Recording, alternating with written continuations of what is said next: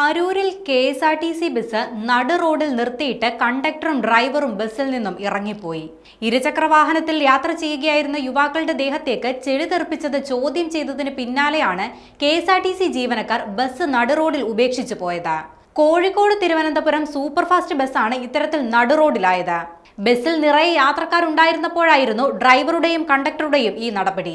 ഇന്ന് രാവിലെയോടെയാണ് കെ.എസ്.ആർ.ടി.സി ജീവനക്കാരുടെ ഭാഗത്തു നിന്നും ഇത്തരത്തിൽ മോശം സമീപനം ഉണ്ടായത്. ചെളിവെള്ളം സ്കൂട്ടർ യാത്രക്കാർക്ക് മേലെ തെറിച്ചതുമായി ബന്ധപ്പെട്ടായിരുന്നു തർക്കമുണ്ടായത്. അതിന്റെ പേരിൽ ബസ് നടുറോഡിൽ നിർത്തിയിട്ടതിനു ശേഷം ഡ്രൈവറും കണ്ടക്ടറും ഇറങ്ങിപ്പോവുകയായിരുന്നു. പ്രദേശത്ത് മണിക്കൂറുകളോളം ഗതാഗത കുരുക്കുണ്ടായി. ഇടതുവശത്തുകൂടി ഓവർടേക്ക് ചെയ്തു വന്ന കെ.എസ്.ആർ.ടി.സി ബസ് സ്കൂട്ടറിന്റെ കണ്ണാടിയിൽ ഇടിക്കുകയും ചെളി തെറിപ്പിക്കുകയും യുവാവ് അവിടെ മറിഞ്ഞു വീഴുകയും ചെയ്തു. എന്നാൽ ഇത് കണ്ടിട്ടും ഡ്രൈവർ ബസ് നിർത്താതെ പോവുകയാണ് ചെയ്തത്.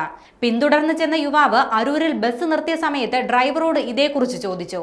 എന്നാൽ ഒരു ക്ഷമാപണം പോലും പറയാതെ തിരിച്ച് ബസ് ഡ്രൈവറും കണ്ടക്ടറും കൂടി യുവാവിനോട് ചൂടാവുകയാണ് ചെയ്തത്. ഇതിന് പിന്നാലെയാണ് നടു റോഡിൽ ബസ് നിർത്തിയിട്ട ശേഷം കണ്ടക്ടറും ഡ്രൈവറും ബസ്സിൽ നിന്നും ഇറങ്ങിപ്പോയത്. ബൈക്ക് യാത്രക്കാർക്കെതിരെ പരാതി നൽകാൻ ബസ്സിൽ നിന്നിറങ്ങിയ കെ.എസ്.ആർ.ടി.സി ജീവനക്കാർ പോലീസ് സ്റ്റേഷനിലേക്ക് പോവുകയായിരുന്നു. എന്നാൽ പരാതിയിൽ പോലീസ് ഇതുവരെ കേസെടുത്തിട്ടില്ല.